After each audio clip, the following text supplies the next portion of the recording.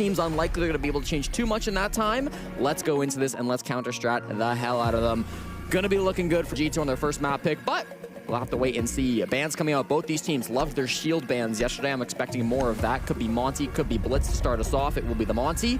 Now the question is, do G2 answer it with a Blitz? Yesterday they seemed very happy to compete with both shields banned out. Ended up seeing quite a bit of Fuse shield play instead, but no. Blitz left up, and it'll be the Grim instead, taken off the board from G2. G2 banned a ton of operators on defense on this map. Fenrir, Kaid, Clash, all have been recent bans for them. Fenrir's been their most common though, so not a shock to see that one coming on back. And then Black Dragons, they like to ban Valkyrie on this map. They like to ban a Zombie. We'll see what they want to pull out. A Valk would probably be the most expected answer here, and they keep it standard. So other than the Grim ban, I would say very predictable operators being taken out from both teams. Will that Blitz come into effect? We've seen some really good Blitz plays on this map in particular. I'm expecting we'll see a bit of it today.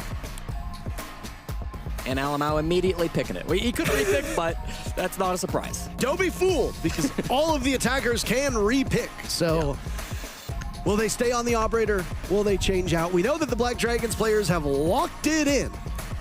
Those will be the starting 5 that they begin with, and the very first bomb site will be in the basement.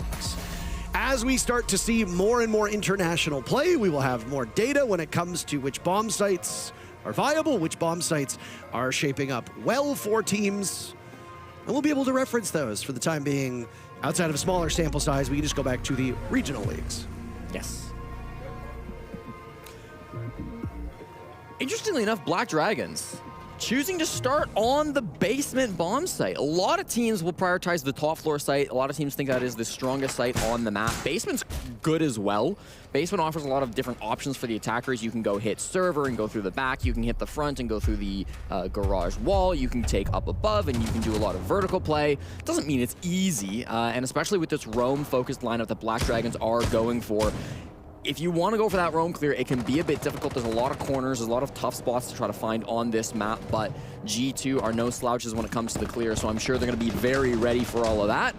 They brought an Osa, a Blitz, Therm, Habana, and Twitch, so certainly this main wall is going to be a factor. The two were out looking to keep this closed as well, but okay. No, not quite. Wow. Tries to stall it out, but it gets opened nonetheless. Nuxka, unfortunate, 2 Zoto canisters still in pocket. That thing opened in record time. I believe the Twitch drone was what shot that out. For the kill too, but can't find it. They're in, Parker. Alimau is off to the races. Ask with the very first kill. Alimau trades them right back. Both of these teams wanted to play each other. They have their wish. Alimau, country trader, leaving Brazil, now stealing Loira with him as well. 7 Brazilians in the lobby, yet one team will compete under the European flag. It's always fun to see Alimau play up against Brazilian teams, and now it's Florio to do battle with the Blitz. Attention is not on Blaz, however, as he tries to get that diffuser down. Goodbye to Alimau. Gudo dies. Ask it another kill from above. He's doing a tremendous amount of work. Loira dies to Hornet, and now it's all up to Uno. The rush strat for G2 not really paying off the way that they had hoped, and now Uno is left empty-handed inside a cafeteria. Rotating out, and he dies to Florio. First round goes to Black Dragons. Interesting strat by G2. This is actually very similar to how they started yesterday's match against CAG. Fast, direct sight hits immediately off the rip. This time it got countered pretty quickly by Ask. The problem was they tried to walk in with Doki on the Osa with the defuse kit. They tried to go for an Osa plant. The problem is Osa doesn't cover from above. So Ask was sitting upstairs in piano. He had no pressure on him whatsoever. Their goal was to just rush past Ask and hope that he couldn't deny the plant from above. But Ask was on his game, and he was very ready for that push. Immediately killed Doki on that operator, take the kid off the ground. They went for a bit of a secondary plant. Blaz then picked it up, tried to go for the plant, but again denied from above by Ask. So really good play with the vigil from Ask upstairs in piano. The rest of the team also just not finding success pushing through the bomb site on the Blitz. So a bit of a fun, fast strategy from G2. Not the end of the world that it didn't work. They tried something, is what it is. We'll continue on through to the top floor next. And this is, again, the bomb site that you'd expect to see being played quite often from these two teams. Not a ton of Plantanal that I'm seeing here. Usually Goyo is a very common pick here. We see Tachanka sometimes. I'm seeing 1 smoke, 1 C4. So that does kind of restrict the options for Black Dragons. I wonder if they're going to try to play a little bit more down below, given their lack of Plantinile. Ass currently positioned down there by the front door. We'll see what he can do with it. Hunting for the peak. We see Deimos just outside there. It's Uno, of course, outside the front door. He's here. He's listening right now. He's trying to hear for a rappel sound or something, but I don't see anybody rappelling on that side of the map on the south side, so I think he's going to give up on it. They are going for an admin side clear. That much is obvious. They've got 3 players up on the admin rappel. They're going to drone it out for now. There's a Legion in here. Of course, that is Florio, who they'll spot out. They'll see the goo mines as well. And because they spotted that goo mine, Deimos can now use his tracker to find exactly where Florio is at. No mute jammers on the board, so they get that live ping, live information, and will swing in off of it. At the same time, opening the wall into the break room with that ace charge, but they don't know the second player. The Warden misses all his shots.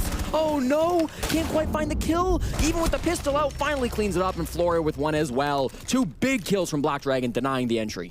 Blaz and Uno dying early is not exactly what you want. G2 struggling on their map pick for the second day in a row. There's still plenty of time for them to fix the situation, but they're down in terms of man count. They've dropped Hornetau, and Gudo is very, very low on HP. G2 with 2 kills answered back by Nuxka, who now himself is on the ground. A 2v2 with Doki on 5 points of HP. Not an ideal situation, but half of the round to go. In terms of utility, there are 2 impacts in pocket for Ask, and one of those impacts can kill Doki with just the tiniest bit of shrapnel. He primes a Candela now as he's all alone, and he's finished off by Guto. 2 rounds in a row to start G2's map, but they don't go in G2's favor. No, they go to Black Dragons. G2, a bit of an interesting push again. They had a lot of pressure admin. The defuse kit actually dropped in through yellow, which caught me off guard. It looked like it was catching Black Dragons off guard as well, but their admin side game went so well. Eventually, Ask and Guto were able to come back, take that 2v2. Perfectly done by Black Dragons now for this 2-0 lead. The MVP performance, again, coming back out from Ask. He has once more been their best player, 3-0 to start this game. Important pick towards the end of it, but I really think Guto is the MVP of round 2 in particular. Yesterday, Guto went 7-14 on defense, despite being one of their better players on attack. So we're hoping to see Guto continue to succeed on this first half. Defense typically been his weaker side, but with a 2-1 start, nobody's going to be unhappy about that. Piano will be our 3rd bomb site, as is tradition. The split site gets some play, but it's not typically considered meta. One of them, I would say it's not a 4-site map, Consulate, but it's one of the most played sites that isn't played. Does that make sense? It makes sense to me. Good. I also said some real goofy stuff yesterday in regards to like, oh, well, then they need to do this, but this way, and then that way, and this way, when it could have been far less clunky, so I get it. Good. I get it, Jesse. I like your floral shirt today. Do you know that we're in Montreal and not Hawaii? So I actually call this shirt my Hawaii shirt. Hawaii. Hawaii shirt. I think it's pronounced Hawaii. Yes, I'm not pronouncing it correctly. Oh, okay. I'm using it as a joke. Oh. Any Auntie Donna fans will understand the reference. Who? You got a lot to learn about this town, sweetie.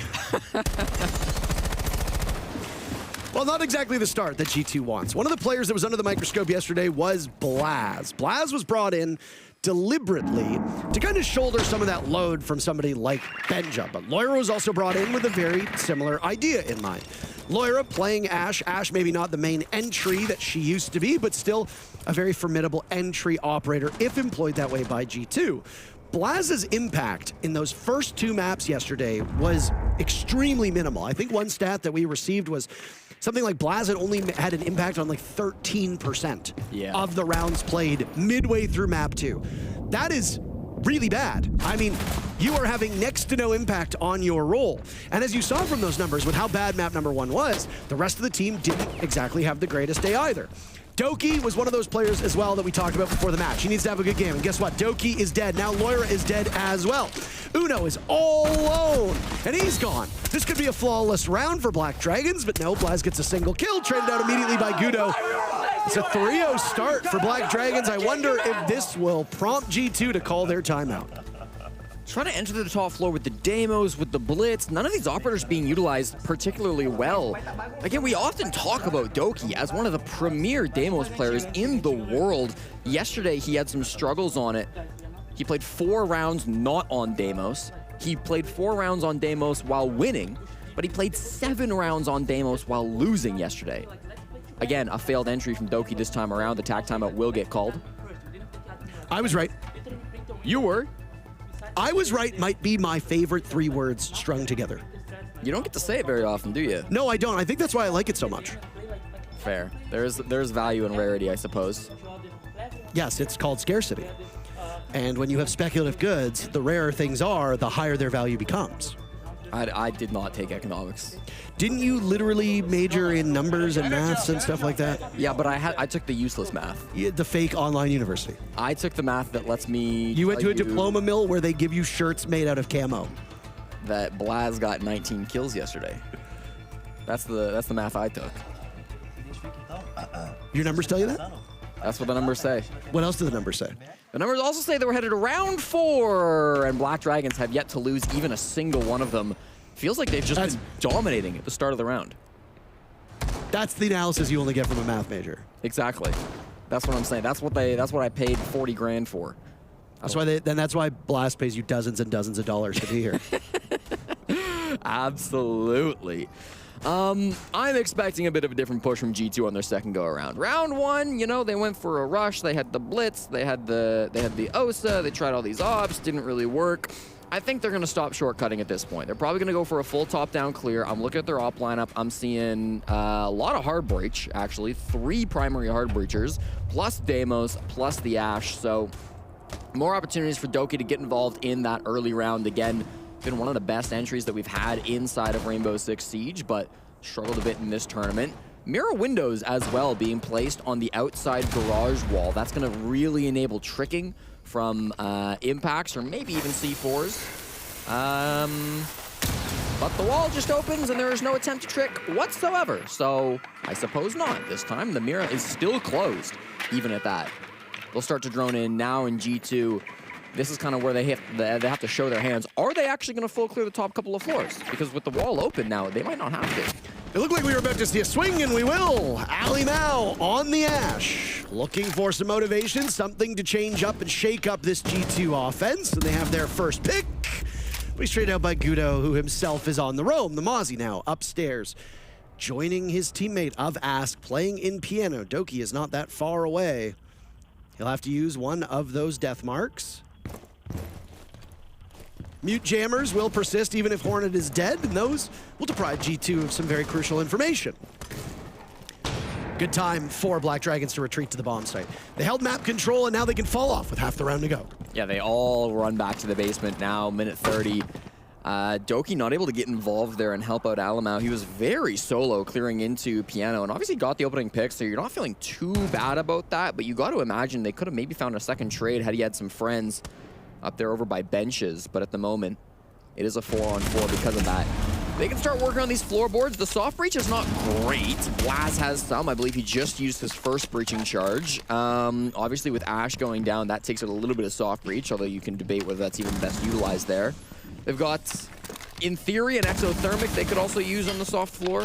But really, I mean, they're going to be somewhat limited when they're trying to open up this floor, and that's a bad situation. Ask came back from a flank. They had no idea. Well, I mean, you're in a 4v4, which means that you can, in theory, put somebody on flank watch.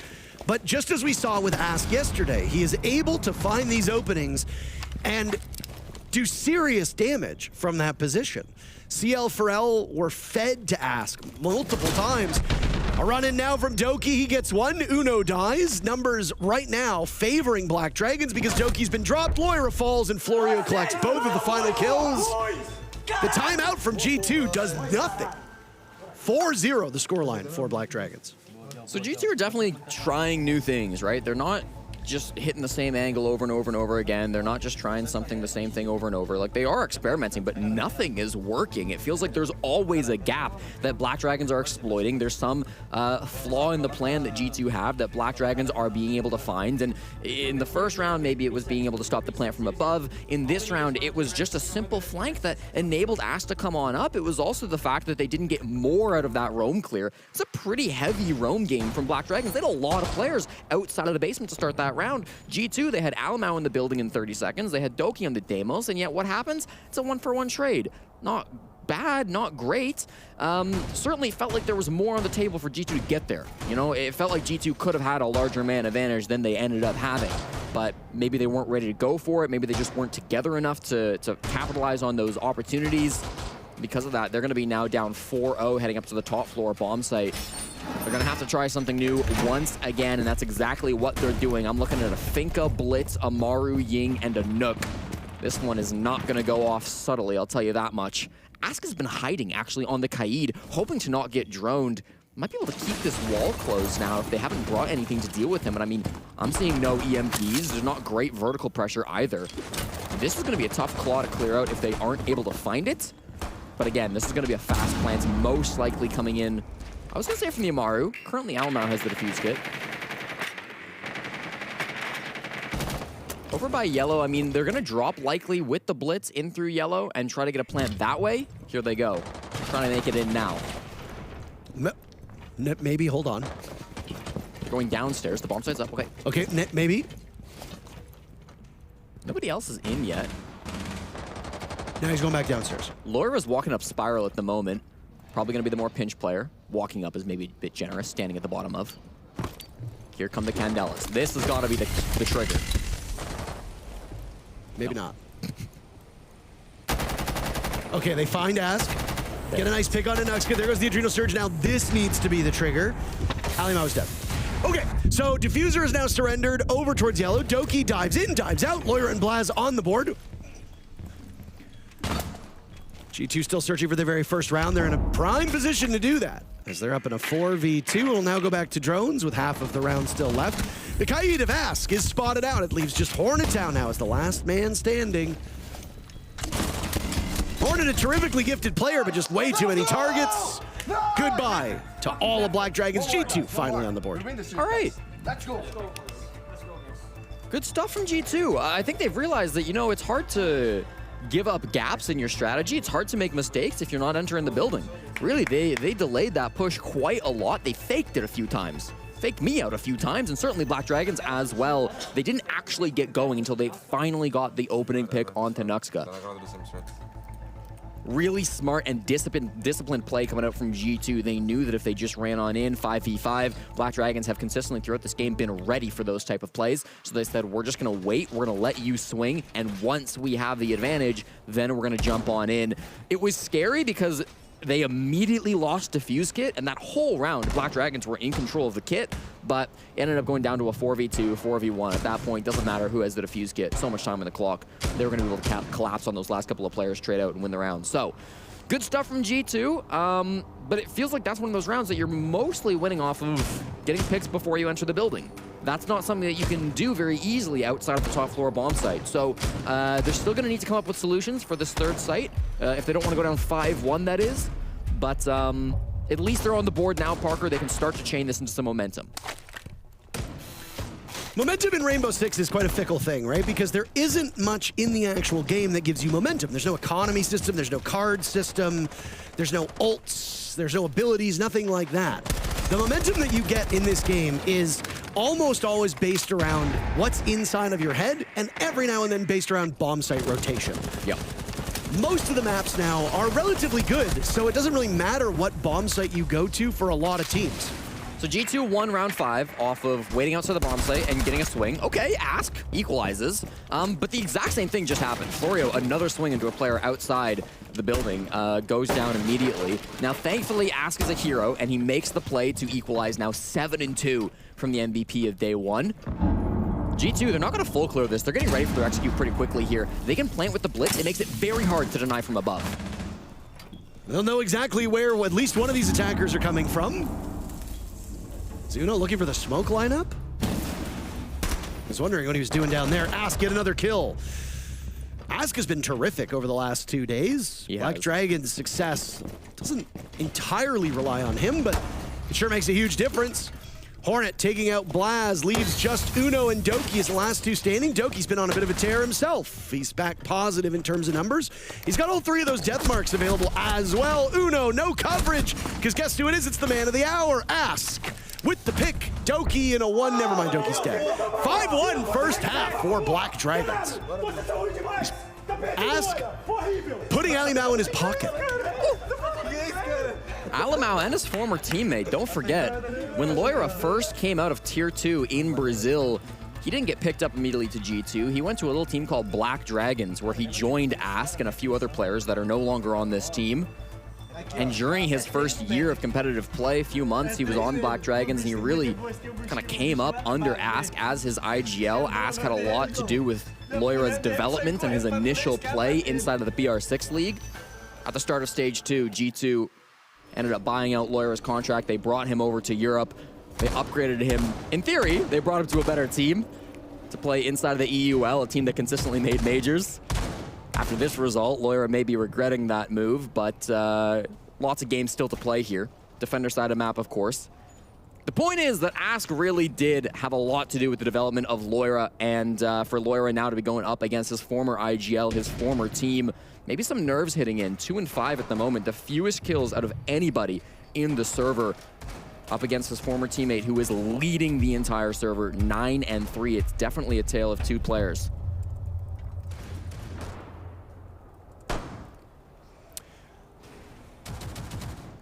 To pull it back, though, it is a defender side of map. I don't want to get too 5-1 is a little different, though.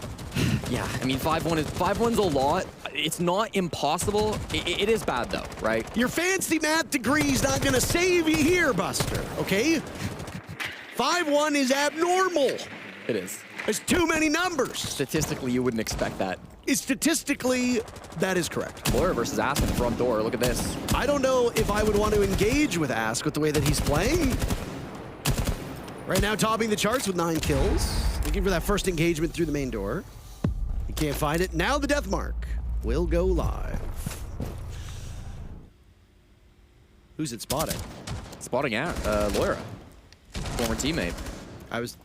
Okay. I choose my words weren't wording there. I haven't had my coffee yet today. Understandable. I was saying, like, why are we watching Blast? Was what I was trying to say. Like, why are we spotting Blast? But that's okay, because I wanted to see he was playing on the hatch and is now being hunted by Florio as Black Dragons are spread out all over the map and hoping to provoke a response from G2. They do, but not the way they want. Doki with the very first kill on the Hornet. That's done by... Okay, we are back. Down goes Blaz. Hornet and Gudo are dead. This is a good round so far for G2. And it is a defender-sided map. You expect them to pick up at minimum 2 to 3 rounds here. All right, everybody backing off at this point. When Black Dragons were in a similar situation to this, they had Ask go for a bit of an aggressive flank and make the man advantage even wider. G2 already have an advantage, so perhaps not looking to do anything like that. All 4 players in the basement. A lot of time, I will say. Not a ton of soft breach. Secondary shotgun on Nuxga. Don't forget about that. So definitely they do have some options. The Pistol of Deimos also can be pretty good with that destruction. But instead of working the floorboards, it looks like they are sprinting all down the spiral stairs. It's Florio and Ask going down spiral. Nux is going to rotate over to the server hatch instead as they come on into the basement.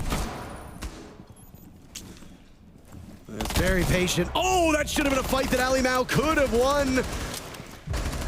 A belated reload, a quad kill from Loira. How about an ace for Loira? Every single player dropped and finished off. We will await, though, because Loira did secure a downed player. We will wait to see if that was actually a real, genuine ace, or one of those aces where it says you got the kill, but you don't actually get credited with the kill onto the down. 5 kills or 4, MVP of that round, and that's a big statement. Again, I was just describing to you how Loira used to play for Black Dragons up against his former IGL. Now to come on out after having a really rough start, he had 2 kills before that round. Now it's saying Loira has 3. I think it was a misidentified ace. I think it was one where it said it was for one player, but it actually went for another. Oh, okay. Our HUD's a little bit, it's got some problems, okay? There's some issues sometimes. But Doki's putting up 10-5 after that round, so you got to imagine he was a big part of it. Of course, coming on in, having that ability to hold down the basements. We do tend to see a lot of really good play coming out of Doki when things get tough. World champion, of course, alongside Alimau. These are the players that should be thriving under pressure the most. Sometimes Alimau has been a player who has been described as someone who cracks under pressure, but it really does seem to depend on the tournament. Really what it is a lot of people say that Alimau tends to shake a little bit against Brazilian teams. Notably, yesterday they were not playing against a BR team. Now they are. Alamau putting up a worse performance, statistically at least 4-7. Don't want to read into it too much. Again, we're early, and 4-7's not that poor, but always something to watch out for when you're up against his former country of Brazil. Always an exciting sign to see. But it's top floor now. And once again, we've got the Capitao, we've got the Striker, we got the Ying. We're ready for an explosive execution to the top floor. Unlikely to be quick. I don't expect a rush here. They are, I mean, we're already 30 seconds in. They're entering in through Visa. They're going to enter in through admin, most likely. Clear out the players that are over towards the east side of the map. Nobody is actually in admin from what I can see. It looks like there's 2 players in the hallway. It's going to be Lair and Doki that are trying to lock that down. Certainly can't re-aggress in. Doki wants to do just that. Doki's just been getting better and better, Jesse, as this match has gone on. He has. Taking off a lot of damage, though, and scared off of his position over towards admin. A heroic run, but he's finished off by Visa stairs, not knowing that Gudo was in that vicinity. It's an opening pick for Black Dragons, and, well, you've eliminated the most formidable opponent on G2 in terms of numbers. Still tools at the disposal of G2, though, and they can still sit and wait pretty, as this round has gone by in the blink of an eye. Yeah, I mean, Black Dragons are getting everything they want. Admin control, now this is going to be the main breach opened up. Can opener is probably good enough here. They do manage to use, this is the power of the Striker, of course, being able to both destroy that Electro Claw, EMP it, and open the wall. My Striker is so good. Now he can't be invincible when he jumps in. Didn't know Uno was there. That's a big problem. They answer back from Guto, though. Now the swing from the Gridlock will come in with 2 HP. Alimau should be able to win this with the shotgun. Pulling out the sidearm instead, expecting a bit of a farther bit of contest. Swinging around, down goes Florio, and Alimau is off to the races. Gone. Vanished in the blink of an eye. G2 now holding an advantage in terms of HP, but tied up in numbers. Final 45 seconds. Hornet on the hunt. A swing with the shotgun, a nice corner peek. Blaz will secure with the Nitro Cell. Maybe a bit too much, but who cares? I mean, you got the kill either way. And now immediately, Blaz will get quite aggressive, pushing over towards long desk. He and Uno get the final 2 kills. And G2 doing as the map would suggest they will do.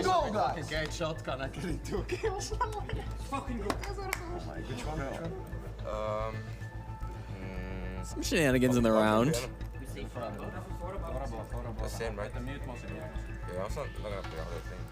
Really, for G2, I mean, they were able to catch out a lot of those players that were kind of solo entering into the site, coming in through the single wall from the balcony. 2 players ended up rotating over there. Of course, the first one, the Striker, ended up jumping in, died immediately. And then the Ying of Nuxgar rotated over to that direction and also was taken out on that solo angle. The 3-man push in through admin went pretty well, got the opening pick, but it just felt like those other players weren't having too much of an impact. From Black Dragons, the angle's a little bit too tight sometimes, and the information may be being taken for granted. The idea that player positions would be clear when they're not jumping into their demise. Cool use of the utility regardless, though, and Uno will continue that cool use of utility. Already caught a drone on the Mozzie. We saw some really cool Mozzie play coming out yesterday. Most notably, I would say, from Uzi in our second match of the day, which was, of course, Black Dragons up against CL for Life. But more and more I'm seeing players bring this operator, of course, most recently buffed, coming into this major, getting an extra pest as well as impacts added to the kit, I believe. Spawn peek from Doki, not quite gonna land though. No, I mean, G2 needs to just play the map. As silly as that sounds, you don't need to bamboozle this Black Dragons team with runouts. You just play a structured style of defensive play, and that's what we're seeing right now. Hold this top floor, force Black Dragons to commit to utility, have them drone it out, have them attack piece by piece. Right now, the lineup, if you look at who's repelled where, it's an admin take for Black Dragons to start off with, and then they'll cut their way towards the side of the map just over top of the bomb site, through projector, into office, etc. I think Lair is actually playing above the B bomb site. It's hard to tell. Yeah, no, he is. If he doesn't get droned in this little rat corner, then he could do some serious damage. There go logic bombs. So Lair's position will be given away. Ask is also seemingly up top, inside of office. So, CEO office to be specific. Yes. Lot of players up on the top floor. Alamo taking a bunch of damage on the yellow stairs. Does manage to survive, but they'll start to track him now. Alamo's life in even more danger as Ass starts to hunt him down. Going for Spiral instead, though. Needs to deal with the Banshee before he gets too eager. Alamo's still up above the site, but it's Hornet to strike first onto Doki. Now continue to push into the long desk. Will they go for the peek? They know exactly where he's at. This pistol, it deals so much damage. You gotta be very careful if you're on the other side of that, but no engagement yet. It's Blaz. Blaz being hunted down by the death mark. There goes the Nitro Cell. Very similar position, and Ass didn't stand a chance. Knocked over by the air jab. Hornet also dying to Uno's Nitro Cell, and Blaz is looking for more over towards long desk, but he's fighting shadows. There's nobody over there. Black Dragons seeing their efforts on defense slowly bleed away. A 5-5 scoreline will likely prompt Black Dragons to call a timeout. There's a bit of a grace period before they get there. It's all up to Gudo and Florio now, as Black Dragons have been picked apart one by one, and they will continue to fall, continue to falter. Uno baited him in. Alimau credit with the final kill, and G2 will close the gap to one round. I got the entry death 2 rounds in a row with one, so easy. Fucking go. Is that the key? Doki needs to be the opening death, and then it's a clean round win for G2? Not sure if that's the strategy they need to be pushing forward, but regardless, it will prompt a tactical timeout so G2 can refine those strategies and decide if they want to keep Doki on the opening death. He is their top fragger at the moment, 10-7, but whether he's been impactful or not, he's been huge. I was going to say, I don't think Doki's gotten a kill in the last 2 rounds. So, I mean, the rest of the team... Opening death. Hard to get a kill when you're opening death.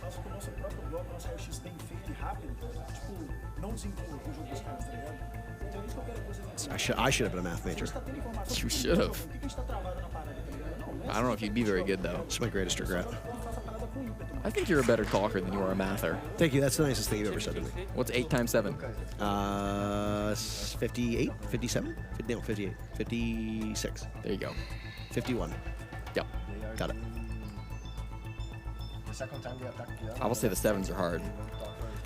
Black Dragons yet to find a successful attack. They were up 5-1, right? We all recall this. 5-1 was the halftime score, but we always talk about this. I remember that. Yep. Defender side of map is Consulate, so you always do favor the defense, and 5-1 isn't going to be too big of a mountain. It doesn't seem like it for G2. The attacks from Black Dragons so far, despite getting that early advantage, just aren't coming together at the end of it. They're not often accomplishing their goals. In that most recent round, of course, the top floor was kind of the goal. They wanted to clear that top floor. They had a lot of players entering in through admin. Didn't result in a top floor control. They never really had that. They couldn't get past the brick wall, which was, of course, Blaz up on the top floor, who is starting to play quite well. 7-6 now, putting up some pretty good numbers just behind Doki. Obviously, we saw yesterday... Blaz was playing pretty well towards the later end of that game. So I'm hoping we can see Blaz continue to pick it up. Obviously, Blaz's first major was Manchester, where he won his opening game on GK, but then lost every game after that, hoping to avoid the same fate. They're in the same position heading into day 2, but I think they've got a bit better chances now here playing on G2. Despite the early deficit, they're now clawing this map back. This is their map pick, so a loss here on Consulate would be devastating to their chances. I'll remind the fans, though, once again, if you do lose this game, you get a lower bracket match later today. You are not out of it just yet. As if getting into playoffs was motivation enough, not having to play a second game in one day should really be something that lives in the back of the minds of these players, but I suppose the alternative would be that maybe you just go home. Doki on a rampage now. Not the opening death, and you can see exactly what he's doing right now, holding court from above, almost tearing through Florio too. That could have been a 4K for the small Scotsman. It's all up to Nuxka. We are a minute into the round, and it is a 1v3. Hold on, Nuxka. Never mind. Nice. Come on. Let's fucking go. Nice fucking job, bro. Let's go. Nice. Alimo getting the final kill. G2 have tied the game. 4 rounds in a row to start their defensive half. Black Dragons were able to do the same when they started on defense at the beginning of this match. So, is that 1 attacking round victory so far? 1 attacking round total. It might be all that we get. That's what G2 are hoping for, a 6-0 half. They talked about how good the rounds were going when Doki was the opening death. This time he was the opening kill, and I gotta say, it went even better. beautiful performance upstairs in piano, despite the fact that he was being pressured by a Ying. Hornet was tossing candelas at him. That didn't stop him from getting 3 kills upstairs in piano.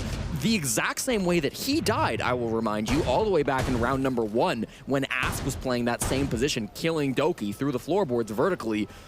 Doki maybe giving him a bit of a taste of their own medicine on that round, perfectly executed. I was a little bit concerned because, again, you're fighting a Ying, you're not playing the Warden, you're on the Legion instead, which is a great operator, but doesn't have anything to counter those candelas. But I just don't think they were timed super well by Hornet. It wasn't able to get in and actually take a fight onto Doki when Doki couldn't see. So a bit of a misplay with that utility, and Doki, he's always going to punish you for making those mistakes. No, absolutely. Black Dragons called their timeout. G2 have called theirs. We will play the remainder of this matchup without any potential delays. You notice there's been no drone bugs. No, well, we're here on land, so it'd be hard to... We have the bug squashers on site. Exactly. We do have some poor drone throws. That is correct. But that's not a bug. That's just that's a feature of the game. Nuxka needs to work on his pitching arm. He's having a better map than we expect statistically. I think this is his best map of the tournament. How many kills did he finish with yesterday? 20, I think? Yesterday, 18, something Nuxka like finished with 10. He finished 10 and 23. 5 kills so far today. I was off by about half, you know. Yeah, well. I was trying to be nice.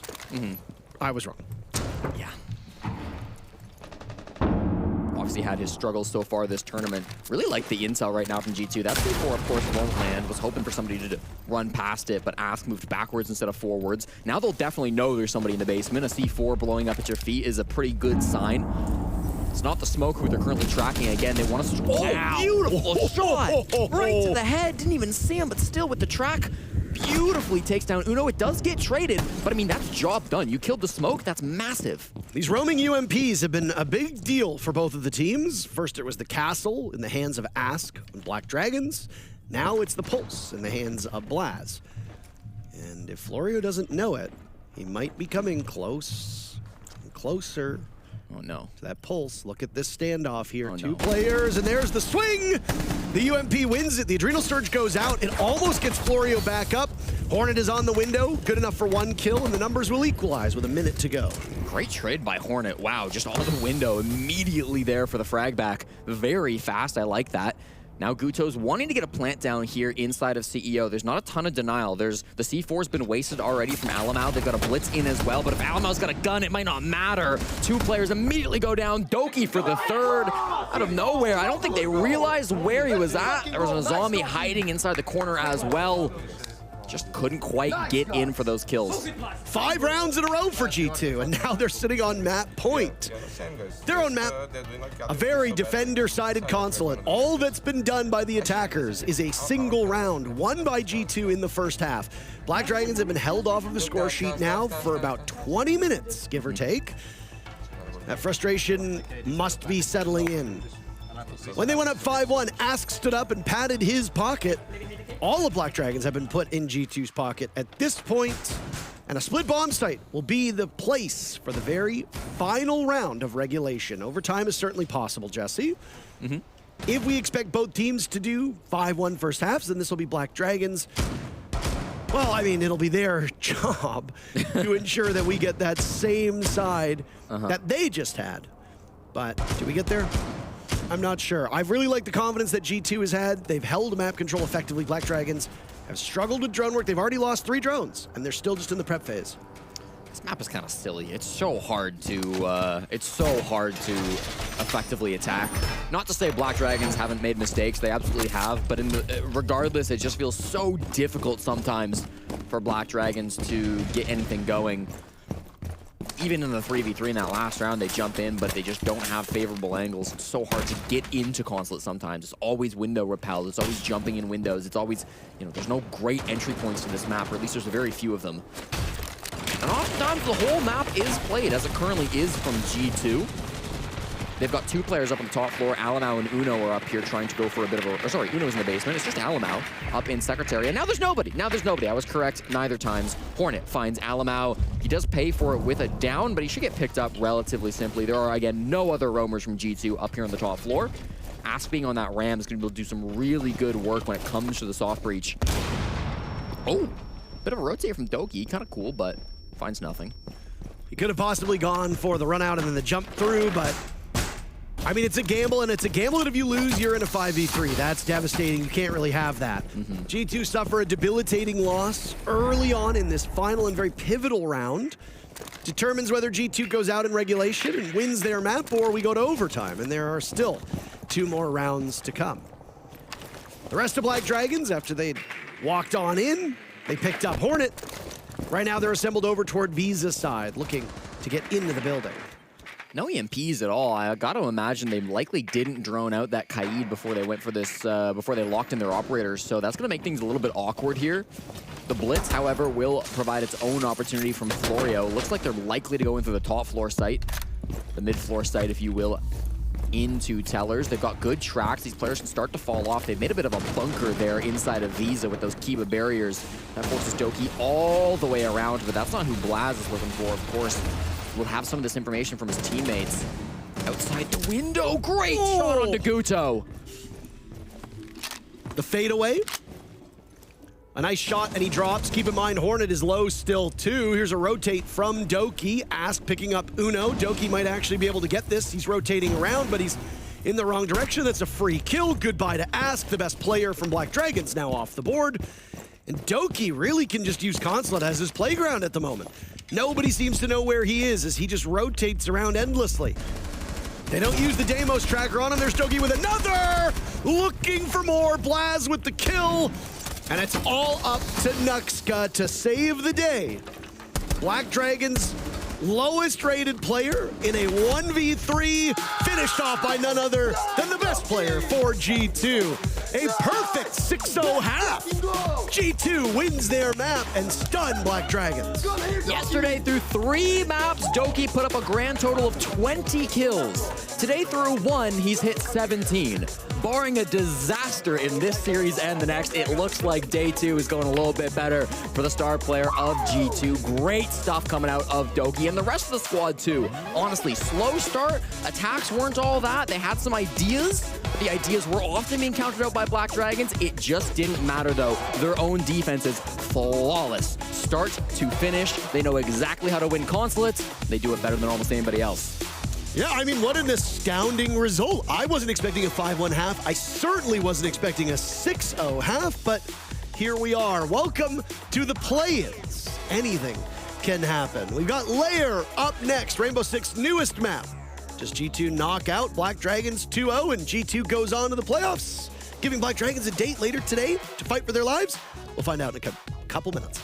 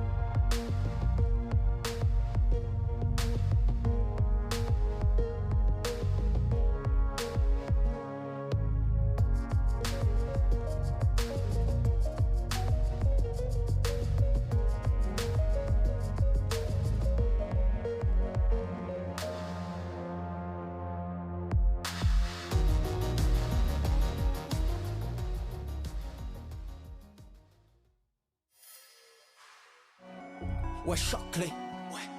Choc-les. Ouais, choc-les, choc-les, choc-les. Ouais, voilà ce qu'ils me disent. Les entends parler et ils m'aiguisent. J'arrête que pour rafler la mise. Petit pas sur la piste. Et le succès, je l'ai pisté. Vise que la place du premier. Fais monter la côté. Sur moi, tu mises gros. Tu connais déjà l'équipe. Ça criera au complot. Je prends le double, on est quitté. Je fais la magie des chiffres. La somme, je la triple. La concurrence, la dribble. Et le stade est en délire. Ça fait choquer. J'arrive pour tous les choquer. Toute la foule, elle est choquée. J'espère que t'es accroché. Gauche, droite, esquive rageux. Coach m'a rajouté du temps de jeu. Dans l'action, ouais, je me sens en feu. Je suis on fire. Je fais la différence au compteur. Money time, ça shoot sur le buzzer. Je suis on fire. Choqué, j'arrive pour tous les choquer. Toute la foule, elle est choquée. J'espère que t'es accroché. Choqué, j'arrive pour tous les choquer. Toute la foule, elle est choquée. J'espère que t'es accroché.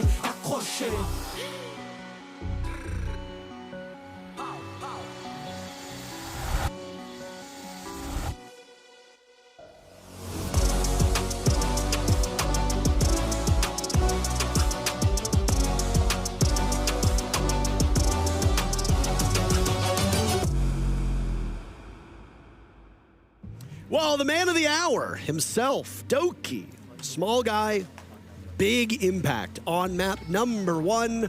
As you can see, 16-8, as is KD, but it's not just about the kills, it's about how he played, particularly in those latter rounds on defense. Racking up kills, roaming endlessly, getting under the skin of Black Dragons, forcing them to recommit to droning out areas they've already droned out because nobody could be effective at catching Doki. Small guy, eh? You really got to bring that up. You got to bring height into it. Oh, he's pint-sized. Wow, he's not that small. Well, I mean, he's Scottish, so pint is a unit of measurement that they know well. Okay, I understand. Cultural differences. Played very well, regardless. 16-8. Again, he put up 20 kills through all of yesterday. 3 maps, 1 map, getting very close to that total. So having a much better day today. Excellent to see coming out from him, particularly on the defense. Really did come alive in that second half. Of course, all of G2 did. That's where they had their comeback 6 in a row. Really did help them out, of course. Now they will move on to their opponent's map pick. We will move over to Lair, which is a very unpredictable map at times, a map that a lot of regions still are figuring out how to play. It's a map that Black Dragons have never lost. They've only played it once. And they beat Vivo Keedstars about 3 weeks ago. But still, the stat remains. Lair obviously is a map that has very low pick rate across all regions. Yeah. But it was seen a number of times in Brazil, admittedly. Vivo Keedstars, Black Dragons, FaZe Clan, E1. We got to watch it get played numerous times. And as we've been learning this map, so too have the teams. It's Deimos' office, Rainbow Room. Or, well, next to the Rainbow Room. Yeah. That's the basement. Wow, you really know the map. I named 2 things. Thank you very much. I really appreciate it. You should cast this game. I try to. Try. I think I do an okay job. Yeah, there's stuff to work on, maybe. Is this the end of the road for G2 in the play-ins because they qualify for the playoffs? We will find out. 1-0, as you put it, for Black Dragons on this map. Only place there for them is, well, I guess technically would be down because they can't go any higher statistically. Well, 2-0 would be higher than 1-0. But it's still a 100% victory. It is. Monty first, Blitz. Indeed, we get the double shield ban. Once again, G2 allowed the Blitz on Consulate. They've historically banned Blitz quite a bit on Lair. Black Dragons have only played it once, and they did ban the Monty. I'd expect maybe an Azami here from G2 if they're going to play Standard, but it's Castle instead. Oftentimes this tournament, we're seeing teams banning Castle over Azami. It's always something interesting where you've got to imagine there are particular places where they think that is a better ban, where that's going to be more valuable for them. The only op that they banned on this map previously was Smoke. I don't know if they'll repeat that. No, Tubarao instead from Black Dragons. That's a little bit more standard from what we typically see on Lair. Again, small sample size for Black Dragons and what they typically play. I'll say for G2 as well, they do have a pretty strong record on Lair for their own part. They played it 3 times this stage, being Wolves and Wild, but losing to ITB. Black Dragons, their name does not start with a W, so in theory that makes it harder for G2 statistically. They've yet to beat a team that doesn't start with W on this map. But, you know what? They'll give it their best shot. Again, brand new map, lots to learn. Small sample sizes. Again, we go back to that. right? Doki size, sample size. Correct. I would say roughly maybe even a little bit smaller than Doki sample size. Yeah, yeah. But no, I mean, when you look at a map like Lair, teams are still going to be learning it. They're still going to be figuring it out, how it is approached, how it is played. All of that stuff will come with time. It is a tremendously big map. Yep. It is humongous, some would even say. And we're starting in the labs downstairs on basement, first bomb site. So, number one, this could take a pretty big amount of time to actually get to the map itself, and then once you get there, you have to roam clear all of it. Yeah, I mean, that's always the question, right? Do you roam heavily if you're defending on this map? The upside to roaming is it's hard to clear sometimes because there are so many rooms to go through, and you can absolutely deny the plant from above, so holding top floor is very valuable. But you are often quite susceptible to a direct site hit. If G2 want to just go for a rush, it can be very effective with these roamers taking a long time to come back to the bomb site. That's been one of the weaknesses we've seen. I would also say that teams are getting better at holding cutoffs and stopping players on the roam from returning to site. It's actually, the angles are pretty good. The cutoff positions that you can hold are not bad at all on this map if you know where to hold and if you can position yourself correctly. It's not easy, but I think a good team absolutely can do so. Right now, the focus from G2 does appear to be more on the basement, but they will lose their opening pick as Uno on the ace falls immediately to Nuxka. Not exactly the start that you want, as Nuxka is in the basement, not terribly far removed from the bomb site. Just holding that map control. One thing that you tend to see with the bigger maps is that teams won't actually sit in the site. They'll move outside of it. They'll be on the outside, the outskirts, the peripheries, whatever you want to call it. And then you'll have 1 to 2 players roaming. This is a huge map. There are 4 different staircases, if memory serves correctly. Yeah, there's a lot of stairs. It's a very active map. You get your steps in for the day, that's for sure. Blaz now, outside a missile. Nitro Cell goes out. He's expecting something to happen. One logic bomb had already gone off, but there's mute jammers aplenty for them to silence those rings. Mute now being targeted by the Deimos, and there go the logic bombs as well. Lots of nuisances that Black Dragons will have to deal with, and plenty of information for G2 to potentially capitalize off of. Yeah, weird push from G2 so far. Like, they started in the basement, but they do also still have Alamau top floor trying to go for a bit of a clear. Oh, great shot from Hornet will take down Blaz. Again, these basement players from G2, they're kind of just slowly bleeding out bodies to long angles. Another one as Doki falls to ask. Hornet's not done. A double from him, leaving Alamau all alone. He's yet to even look at the basement, and he dies to ask as well. G2 trickling in towards that site, never able to get even a single trade. It's a flawless round for Black Dragons. It's been about 35 to 40 minutes since Black Dragons won a round. Yeah, it has. G2 went 6-0 on the second half on Consulate, depriving Black Dragons of a victory in their attacking phase. Now Black Dragons get to go back to defense. They do it on their own map, and they look significantly better. A flawless round. It's pretty great start. High flying, high achieving beginning. You can't get any better than that. You really can't. And I mean, this is an interesting choice as well. This is Black Dragon's map pick, which means that G2 chose to start on attack, which is typically not going to be the favored side on a brand new map such as Lair. It's also typically not going to be a favored side against Black Dragons. Of course, in our last map, Black Dragons had a 5-1 defensive half. That was huge for them. But even yesterday, Black Dragons won 79% of all of the defenses that they played. That was more than anybody else yesterday. They were the best defensive team throughout our first day of games. And so if you're G2, you should be looking at Black Dragons as a team who are very good at one side and really not that strong on the other side. They struggled with their attacks against Steel for Life. They couldn't get a single attack against G2 in our first map. So it's an interesting decision for G2 to start on the attacking side. It might just be a mentality thing. They want to, get the hard part out of the way first, figure out what the game state's going to be, figure out how many defenses they need to win, and then they can just get to work at accomplishing those. Maybe change their site setup based on, or their site rotation based on how many rounds they actually need to win the game. Regardless, I mean, that attacking start didn't do a ton of favors for G2, but they did pull it back. So perhaps they'll be able to do the same thing today if we start off with another big advantage for Black Dragons.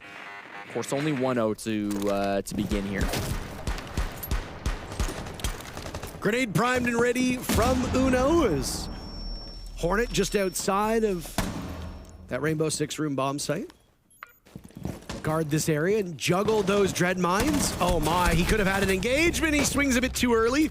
Uno tucked away into the corner perfectly. You'll see the damage that's done, but not much more beyond that. Uno looking for a follow-up, but he's shut down by Nuxka in this position. He runs face to face with Alimau as Ask trades back. That's the second kill for Ask in this round. G2 will allow that Adrenal Surge to now run out and get their 2 remaining players back to full HP. The Black Dragons again sitting pretty. G2 have had a better start and more progress has been done, but that really should have been an engagement that Blaz won. No excuses there. He had the drop, he had the read. Ask had the better shot. Now it's Loira. Devault on in. Hits a goo mine, missing his target on the Legion, snapping onto Ask, but Gudo is there for backup and the insurance policy. It's well funded. G2, just as they did on Consulate. Not a great start. Down 0-2, Black Dragons springing out to a lead. Got a European team versus a Brazilian team, but I figure we're gonna hear quite a lot of screaming Portuguese today between these two squads. I mean, it felt like a very standard push from G2. They had a lot of pressure over by the east side. They had a couple players coming in display. They had a couple players coming in more towards the northeast side to move towards storage. But regardless, it just felt like they were completely stuffed by Black Dragons. Alimau was on the fuse shield. He was trying to make, he should have been that tip of the spear to get things going, but he can only be in one of 2 places. And when you're G2, you're pushing from 2 angles of the map. You can only have a shield on one of those because, you know, you banned the other 2 shields in this game. So Alimau, he did get in. He found a successful pick on that fuse, but wasn't able to get anything more than that. And at the same time, the second prong of that push, the one that came in more towards display, got absolutely torn to pieces at the same time. Ask was just in sight, having a grand old time. 5-1 start. Not even surprised at this point. I'm not going to start talking up like 5-1 is unorthodox for Ask. He has consistently been putting up these ridiculous starts to the games, especially when they start on defense. Again, second half, that might fall off a little bit, but there's no doubt about it. He has been one of the best players in the tournament on D so far. We're just going to have to see if that does keep up. G2, now for their 3rd site. Of course, it is going to be Bunks and Briefing. They'll bring out another strat that's didn't really work on Consulate. It's going to be the Osa coming out paired with a Capitao. I love Osa as an operator for a lot of these bomb sites, and watching teams use her well is something that I think is eye-opening for players. I mean, part of our job as casters is to just explain to people why certain operators make an awful lot of sense. Blaz trades out a Talon Shield and half of his HP for a Nitro Cell, and now set up a bit farther back. Expecting that same area that we've already seen action in on both rounds prior. I'll have some damage be done, but no. It was a good escape from Blaz. No Adrenal Surges this time as there's no Finka on the board for G2, so all the damage that is done will persist. It's not gonna change. I will say for the Osa, it's not being used for the plant. This is something that a lot of lower level players will do. They'll try to plant behind the Osa shield. Instead, Blaz is just using it on the top floor, trying to hold a cutoff. I think that's a much better use of the Osa gadget. You're not actually very safe when you're planting behind an Osa shield. In Rainbow Six Siege, the defense have impacts. They have nitros, they have goyos, they have smokes, they have a lot of utility to stop a plant, even one that's going behind the shield. So instead, just to hold these cutoffs, it can be very powerful. Very tough to walk past an Osa shield when Blaz is playing passive. And so he's got 2 players that just can't really move because he's staring at both of them. This is good play. At the same time, his teammates are getting work done. Nux is going to go down to Loira. Down goes Nux. Ask will follow. G2 with some serious openings here. That's your best player on Black Dragons in the ground. Hornet's been very quiet internationally and for Black Dragons across the board because Hornet, statistically, is usually a better player than he shows up to be. They'll need something big out of him now as Uno goes for the plant. Loira watching and tussling with Gudo, but neither really finding their marks. Alimau eliminating Hornet, so that was the one player we'd spoken of, now gone. Loira a triple kill. Florio knocked over, and Blaz credited with the final kill as G2 gets on the board. And they do so much sooner than they did on Consulate. Listen, I'm on the record for being a bit of an Osa hater. I think this operator is very, very weak in the majority of situations, but I think that was really the perfect use case for Osa. It's a distraction. It is an operator that can pull the attention of all the defenders up top. And then what happened? Loira's in sight, killing 2 anchors and allowing the plant to go down. That is what you should be doing with this operator. Brilliantly done by G2. I love that play from them. Obviously, the real focus of that execute was on the site. They never had any intentions of clearing the top floor, but that's not what Black Dragons read. Black Dragons thought, okay, there's this real big problem we got to worry about on the top floor. It's stopping our rotate down through the green stairs. It's stopping us from rotating back down to help our teammates. And it's also distracting us so that we can't deny the plant from up above. I think that was brilliantly done by G2. They had a real clear game plan of what they wanted to get done in that round. They brought the correct tools to get it done. The Black Dragons, no answer to it. So, G2's first round on map 2 comes quite a bit sooner than their first round on map 1. Still could be a 5-1 half, but you got to imagine this is looking much better for G2 than previously what we saw in Consulate.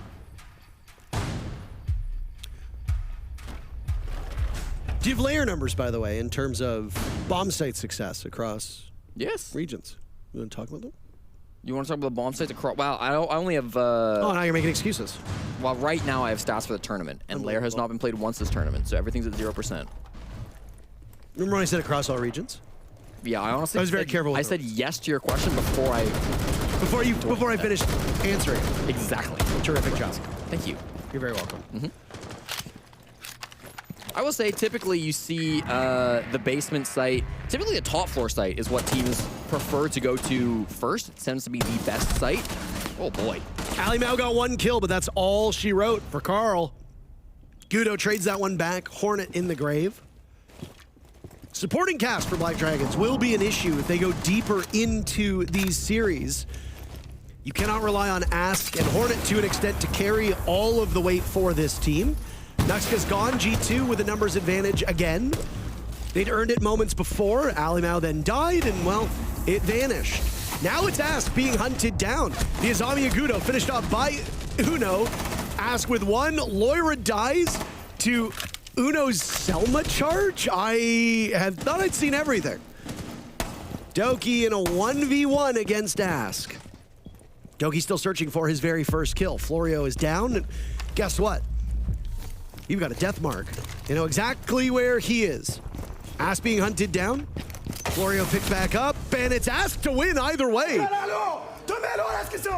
Doki may be getting a bit too hasty with that engagement, and Black Dragon stretches their lead by 1 round. Dude, Ask is crazy. I don't know what to say with this guy. He is consistently, both yesterday and today, and through Stage 2. Some people don't watch the Brazil Regional League, fair enough, and Black Dragons weren't a team that drew a lot of eyes with their performance in Stage 2. But Ask has consistently, start to finish, been the guy on this team. He continues to do just that, putting up ridiculous numbers at the start of map 1, ridiculous numbers here at the start of map 2. Yesterday, he had a 1.65 KD ratio, putting up 33 kills in 53 gunfights total. Really good stuff coming out from Ask, and 9-2 to start today. I mean, just ridiculous stuff down in the basement. I think G2's push there was pretty good. It was a direct hit through Sue's site. They didn't want to clear out the top floor. Again, that can be very effective on Lair basement because it's such a big map. A lot of the roamers will take a lot of time to get back to site. But when Ask is in site, clutching up, having those huge plays, I mean, sometimes a player just pops off and there's not a whole lot else that you can really do about it.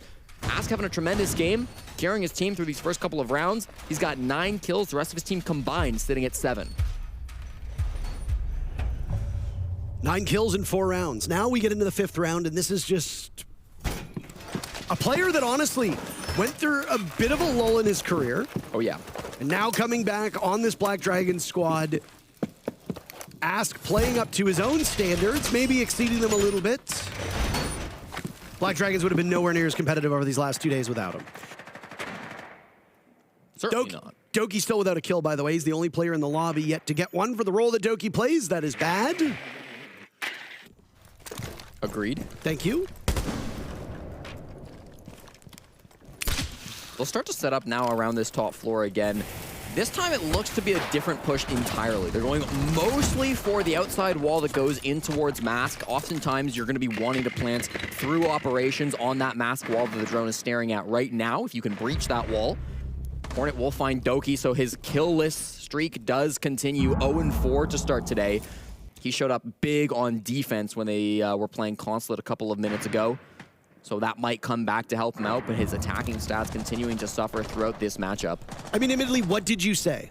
You said, wow, what a performance by Doki in map 1. As long as things don't go catastrophically bad, Doki will be in a much better shape today. Guess what? Right. He's 0-4. So you are going to be eating your own words here. Still, though, the round's not lost by any means. Lots of utility still. 2 Candels in the pocket of Alamau. A stun about to be fired off by Uno. If they can turn this into some utility, he's actually, okay, no, we'll move to the stun. Nope, back to the explosive. Looking for the shield, I have to imagine, that's in this hallway. There it goes, but he pays with it with his life. Great shot by Nukta, who finds a second on Lair, who had jumped in the bathroom. Eating your words about Nuxka's prominence on this team. Blaz and Alimau, of which they've struggled to get into the building. The big challenge for G2 is just finding a way towards the site. They are coming up empty-handed time and time again. Blaz in a 1v5. Black Dragons looking for yet another flawless round. They can get it. Or Blaz can wait. A lot of teams in this position would just simply wait. Take a tactical timeout, not a real timeout, but just sit and let the team talk through it because you've got about the same amount of time. You got 45 seconds to try and figure out what comes next. Ask on the slow peek into operations, and Blaz with that pick. Hits him with some disrespect in the chat. Obscured by the Dread Mine and then choked off by the gas canister. Blaz has really nowhere to go at this point. Makes his presence known. Black Dragons really don't need to fight for this kill. They might, because why not? I mean, he can't kill all of you, right? No, he can't. He doesn't even kill one of them. Florio, the final kill. 4-1 the first half so far for Black Dragons. They have an opportunity to repeat it and go 5-1. You really do see a lot of big stuff coming out from Nuxka in this game. I mean, he's put up 4 kills through the first 5 rounds on defense. You'll remember yesterday on defense, Nuxka had just 2 kills across 3 maps. They played 14 defensive rounds yesterday. He got 2 kills total throughout all 14 of those rounds. So he's putting up 4 just here on this map. But he did decently on the Consulate defenses as well, I should note. Is a huge boon for the team. Obviously going to have a massive impact if he can start stepping up as well. A lot of people would have favored G2 as the team to win this game. I don't think that's controversial to say, just based on the performances that we've seen historically, and I think also with the showcasing that we saw from both teams yesterday. But if Nuxka can turn up and have a way bigger impact today than what we've seen from him previously, that tilts the scales, in my opinion, enough that Black Dragons should absolutely be favored to walk away with the win. Now, that relies on BD continuing this up on the attacking side, which has been their weaker side by far. Yesterday on attack, Black Dragons won just 35% of their rounds against the Tier 2 team CL for Life. They walked away with the win regardless, and you got to imagine that's again going to be the game plan, as they've yet to win a single attack today against G2, but it's not unthinkable that they could continue to dominate on the defense, pick up a couple attacking rounds here and there, and still walk away with the win. Looks like our tech pause is now handled, so we'll jump right back into the game. We've actually got Bunks and Briefing coming back out for the 6th round. The full site rotation will complete for the 2nd time on Black Dragons. One of the beautiful things about a newer map, Jesse, is that we get to watch as the teams make small adaptations, they figure out bomb site rotations, and they go from there. A good example of this was that Cafe map. It took a while for teams to start playing different bomb sites on Cafe. Originally, they didn't like the downstairs bomb site, then they didn't like the upstairs bomb site, and now they're back to playing all of them again. Yep. I will admit it is also operator and meta specific sometimes, because if certain operators are very, very popular, either on attack or defense, that will change the calculus for teams as to whether or not you want to defend upstairs bomb site, whether you want to defend something that's downstairs, maybe more spread out. So, that was the right call for Ask, by the way. He could have actually gotten the pick on Alimau there. Yeah, what we often find is Ask, he likes to play aggressive, he likes to be out there on the roam, but he won't always push for the kills. He often thinks it's better to keep his life alive and impact the round later on. We saw that a lot yesterday against CL for Life when he would be on the roam, particularly on Night Haven. He had the opportunity to go for an aggressive pick. Maybe it was a 50-50 gunfight, but he'd often fall back. Then he'd flank for like 3 kills later in the round. That's something that he's very well known for, Ask. So a smart player, of course. Spent some time on Team Liquid a couple, not too long ago at this point. And of course, learned a lot on that team, and I think has really grown as a player since then. And there it is. Doesn't always take the first opportunity, but when he needs to, he will find it, and he finds Uno for the entry. Ask with 10 kills, and down goes the Finn on G2. Ask still roaming now, in reception, about to go up main stairs, green stairs, whatever you want to call them. Sees one bullet tracer through the wall. That laser does give you away, and Ask wisely spots it. There's a lot of parts of this map that he needs to cover from this position. Now it's Lair to cut off some choke points. Trapped inside of the bathroom. He'll lose one of the walls, pull out the bailiff, and he emerges with a kill. He and Ali Mao getting one. Doki finally on the board as well. For this very final defense of Black Dragons, things have fallen apart very quickly. Hornet and Floyer, the last two remaining. A shield play from Doki works out. They've thrown him on that fuse shield, but now Hornet could clutch, and he will! Oh my word! G2 lining up right in front of him. That SMG-11 so formidable. You'd think they just won the map if you didn't know what scoreline this game went to, but it's a deserved celebration. Hornet absolutely dominating in those final 3 kills. He kind of baited his teammate there. It was a bit of a separation from G2. They had Doki on the shield, which also, Doki on shield's interesting. They had him solo in the north, trying to pressure in towards server, while the other 2 players worked in towards display and server. Doki was by storage towards the north, right? And so they decided, screw the 2 players down towards display. Let's both push up and go fight Doki. And yes, the first player got pushed to the ground and killed, as you often do when you get close to a shield, but that exposed Doki and allowed Hornet to grab that kill. They then had full trust that Hornet would clutch the 1v2 all by himself, and you know that he hit those shots. Hornet yesterday put up a 4.25 KD ratio on defense. I'm gonna repeat that one for you. 4.25. He got 17 kills in 4 deaths yesterday when he was on the defensive side. For him to also be stepping up now on the attack is massive. 7-3 today is a great start, especially that 3K clutch will catapult him up to being the top frag. No, not quite the top frag. The second frag of his team. Ask with 10-4 will still keep that title. I mean, at least Doki was able to get on the board. They put him on shield ops. I do think that's quite telling.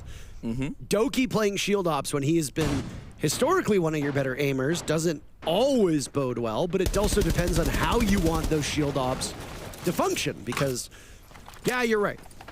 If you're a good aimer, you want to be on a gun, but you got to be able to aim with the pistol. True. Down goes Lair to Hornet. Walks in on Ash, gets the kill, gets a bulletproof camera as well. The clash of Doki attempts to take up space towards Hornet, but nobody can get there fast enough. Good reflexes from Hornet now as he's expecting one more to follow up. Oh my goodness, and he tears through Uno. A big misplay from G2 as to how they handled that situation. And Hornet's able to get out of there with his life still intact. Doki will only have 2 players on G2 as his supporting cast.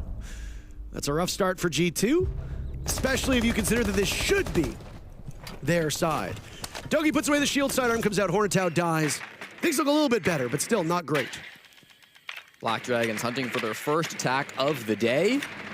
Naxia, of course, bringing that shield. The Clash is a very good counter shield operator. She brings a shield herself, but can slow those shield players, and so they really can't take that space that they're so good at doing. The top floor site now going to be trying to pick apart by Black Dragons. Lots of time, lots of bodies. 4v3. You kind of in this situation often feel like for G2 you've got to get aggressive, but at the same time they've got really good site utility operators. Clash can stall out the push, Smoke can stall out the plant, and then Warden can survive in case there's any flashbangs that come on in or Candelas. None of those actually in this lineup from Black Dragons, but the push comes out nonetheless. Florio taking down Blaz. Things go from bad to worse for G2, and now shield on shield action. Doki wins the engagement, and he'll be last one standing, but it's Ask. 2 kills by Ask. Again, another double piece for him. And Black Dragons very quickly on match point. G2 might be quite eager for us to just move on to border. It took almost an hour and a half, but Black Dragons have won an attack in this matchup. They've finally done it now here against G2. That puts them to match point 6-1, of course. And Hornet seems to be firing on all cylinders this map. Ask is absolutely putting in the work as well, but getting that 2K entry on Ash, I mean, that's so important. He didn't have anybody with him when he's going in for that. Simply had information from drones and had the confidence of his teammates that he could go in and make that happen. If he went 1 for 1, I think he would have been okay with that. He went 2 for 1 instead and really put his team in a good position. Doki that whole time, yes, playing on the Clash, but didn't feel confident enough to play around with the shield because there's so many different angles into that top floor. It's very easy to crossfire, and without enough defender bodies alive to hold all those different angles, Doki kind of had to pull out the gun instead on Clash and try to just take fights with a bit of a disadvantage. So did their best there, of course, on G2, but it was too much from BD. Ask and Hornet having a fantastic day today, just as they did yesterday. Ask and Hornet were the only players positive in their victory against CL for Life. Ask was plus 13. Hornet was also plus 13. Everybody else was negative. Guto admittedly only -1, but still. Take this time before we get into the action, unless Black Dragons decide to go fast, to remind you that there is a second stream happening at the present moment. It actually just began. We'll be saying goodbye to a variety of teams today. Our first elimination game is taking place between Alpha Team from LATAM and BNK Fear X over from Korea. That'll be happening on the B stream. It might actually be live right now. Feel free to take a look and see which of those two teams will be going home. First pick in this round is Ask. That is a great first pick for Loira, and I'll buy G2 a bit of breathing room for the remaining 2 minutes in the round.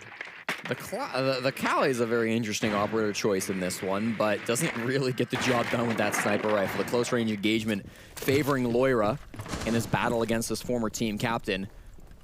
Still, though, they've not taken any top floor control on the side of Black Dragons. They don't seem to really care about top floor. They're gonna be going directly into the bomb site here. They're quite deep, quite close to the site. Hornet already inside of security. Florio finds a pick onto Loira. That trades out the only site player, leaving 2 players still on the main floor, but nowhere to stop the plants. Diffuser going down in the hands of Florio. Who's there to cover?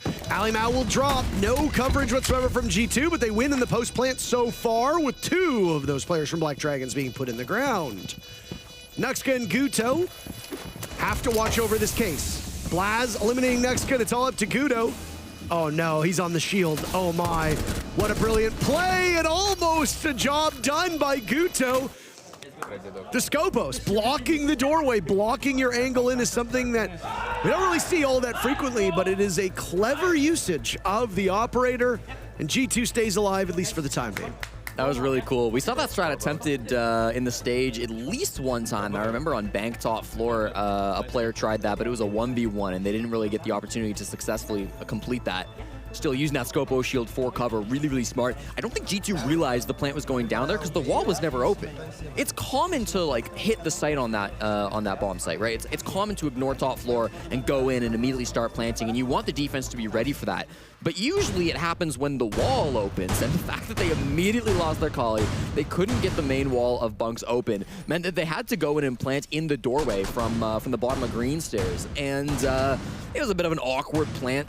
They got it done, but the post plant was strong enough because the plant position just wasn't all that. So I think it was honestly a good attempt from Black Dragons, just given the situation they were in. You immediately fail to open the wall with Ass going down. You make the best of a bad situation. You get the plants on the ground, but end of the day, G2 strong post plant still going to be favoring Black Dragons for the rest of this matchup. Surely G2 can't come back after, I mean, what? They'd have to win almost all of their defenses. I couldn't imagine that. Surely, Parker. G2 against Black Dragons? I haven't seen that before. No, I can't say I haven't seen that. I have never seen it. In fact, I've definitely not seen it in the last hour.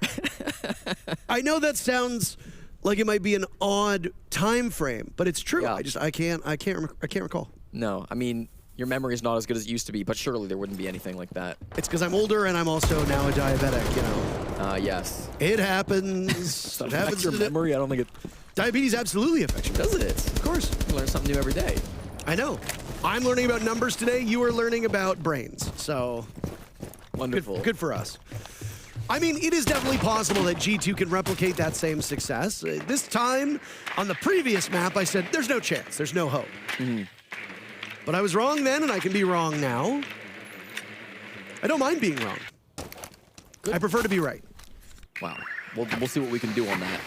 This is a strat from G2 where they are holding all the top floor. They've got nobody really on the main floor. Uno is on the lobby stairs, so he could rotate down there. And he's got a C4, of course, as well. So should he need to, he can make that rotation. But they've got Doki solo holding on to operations with the clash. There's a buck down below trying to work something in. Ass has been given a lot of map control for free. Of course, no roamers down here on the main floor. But he's not been able to do much with it just yet. Alimau solo on the smoke is stalling a ton of time. Goes for a kill too. Nice. And Doki will attempt something that was not the most successful on the very first defense for G2. Better coordination this time will net G2 a leg up on the competition, and down below, Ask desperately searching for a pick, and he gets destroyed by Loira. Oh my, and now Loira will use those openings created by the Buck for a Nitro cell. Quite nice. Or it looked like he was going to. He didn't ultimately end up doing it. Why do the Nano Bees make noise? They're not real. I guess maybe they're winged. You're asking way too many questions, Parker. I'm super sorry about that. Uno dies, and now the shield of the clash, spotted by Nuxka. He manages to take out Alimau, second time in a row, by the way, that the clash has not worked. Kudo dies. It's all up to Loira and Blaz. Black Dragons with two members of their own, with Nuxka and Hornetow still on the board, but now it's Nuxka to clutch out. Loira and Blaz will search for the final kill, and Loira will get it. Could it be happening again? It feels kind of similar to map 1, Parker, I cannot lie, but there's a long road ahead, and this is a less defender-sided map typically than what we see out of Consulate, so it's by no means easier. They're also completely against match point. They weren't like that on Consulate. Black Dragons only had 5 of the first few rounds on the first map. Now they're at 6 already at match point, so for G2, plenty to still get done. It got a little scary towards the midpoint of that round. Gucho had a really good pinch coming in. I believe he entered in through operations while the rest of the team was not focused on that part of the map at all. And so he got one big pick there, but I think G2 were always in advantage when it came to the trades. They were always in good spot to trade out those picks and give themselves the man advantage back when Black Dragons were equalizing it. So I liked that round from G2. Maybe a little over-aggressive with some of the clash plays. They were quite far forward. They ended up going down maybe when they didn't want to. But end of the day, they got the job done. It was a strong hold on that top floor. And now they get to go down to the basement. Again, one of those sites that sometimes teams can struggle on because there's a lot of options for the attackers. But for now, G2 staying alive.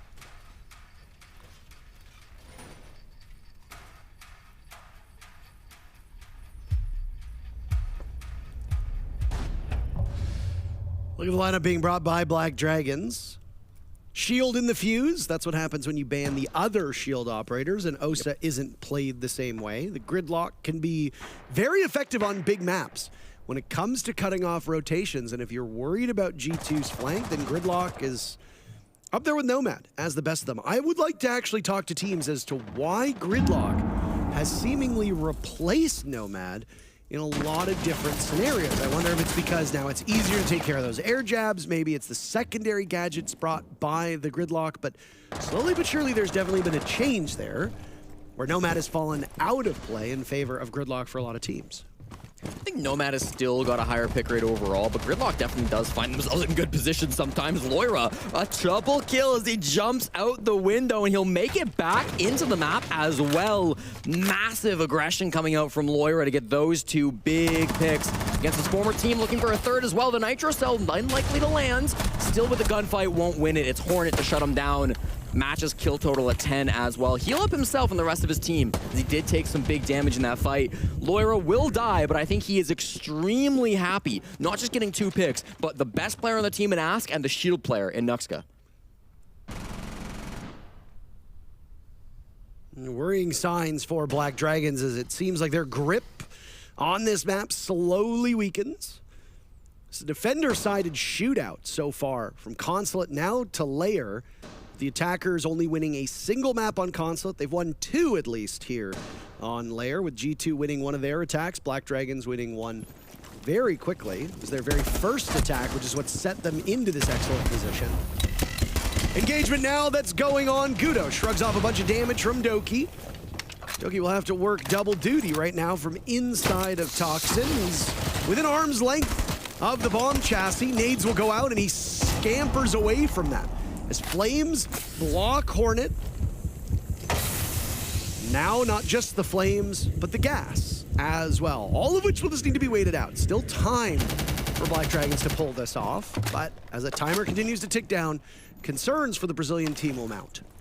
They're rotating Florio. He's all alone now, but they might not know he's here. He destroys the Kiba and jumps on in, but immediately shut down by Blaz. The Boss G rings out. At the same time, Hornet does find Doki, so they're starting to get into the site now, but Guto traded out and leaves Hornet alone in a 1v3. Finds the first. It'll need to be the ace if he wants to win it, but no, Blaz instead shuts it down. Another round for G2, and troubling signs for Black Dragons as G2 slowly climbs back. That's only rounds we've lost is when we give them entry pick. Okay? Like, we fucking got this in the later and they can't execute it. Just trying to listen into what Doki is saying. Said the only rounds they've lost is when they've given up the entry pick.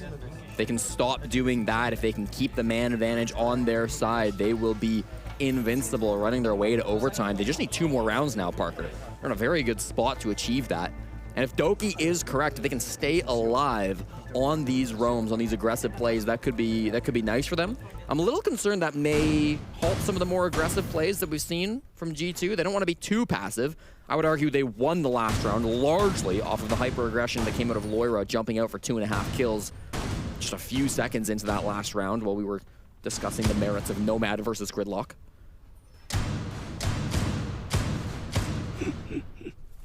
Could be another Gridlock. Fair enough. I think really for Gridlock, like, she's got some big advantages over Nomad. Secondary shotgun can be nice on certain angles that you want to create. EMPs can be really cool sometimes, but just being so slow, not having the best of guns, I think in general pushes players towards Nomad.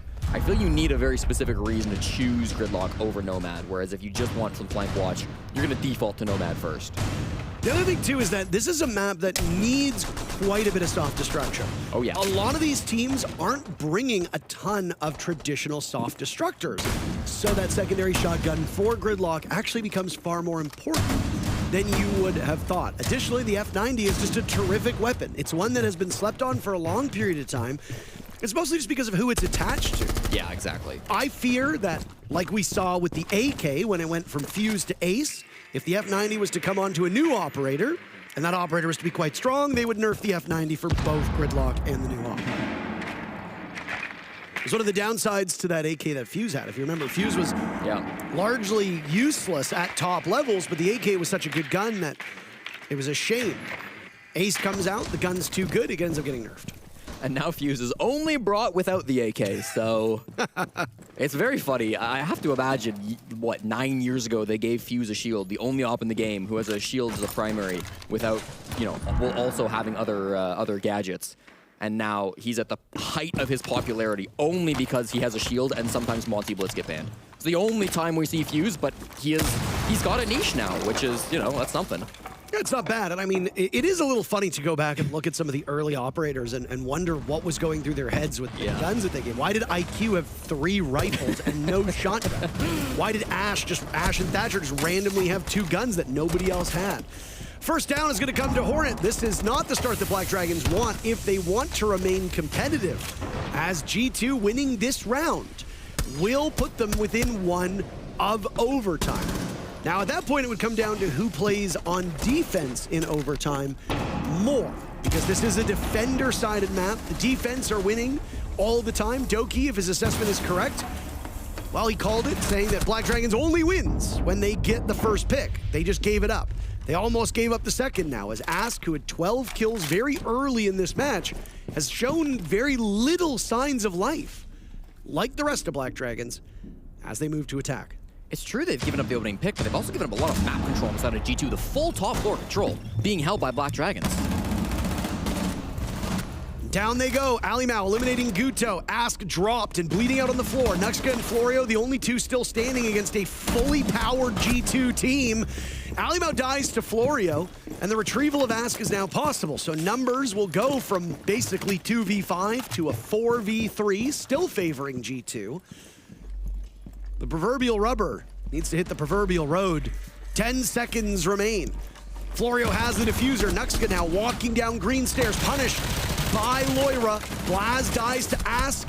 Bullets going back and forth, but whether it was time or the guns, G2 was bound to win that round, and win it they do.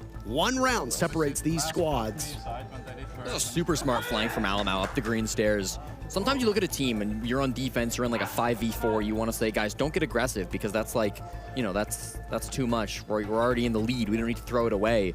But Alamau, even if he hadn't gotten a pick on his flank up the green stairs, he would have just continued to waste time. The clock was so low, but because Alamau went for that flank, he got a kill, which was great, so they kept the man advantage. But he also was able to stall out and distract Black Dragons, which made it so difficult for BD to eventually go for that push. They had like 10 seconds remaining.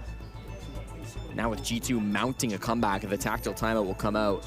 We've seen a lot of emotions from Black Dragons, ranging from jumping out of their chair ecstatic after a clutch, to something very different now. A very serious conversation going on with the coach, Ghost of Black Dragons, crouching down, talking to his teammates, trying to give them the best opportunity they can to bounce back with this. They just need to win an attack. They just need to win one more attack. They won their first attack a few rounds ago.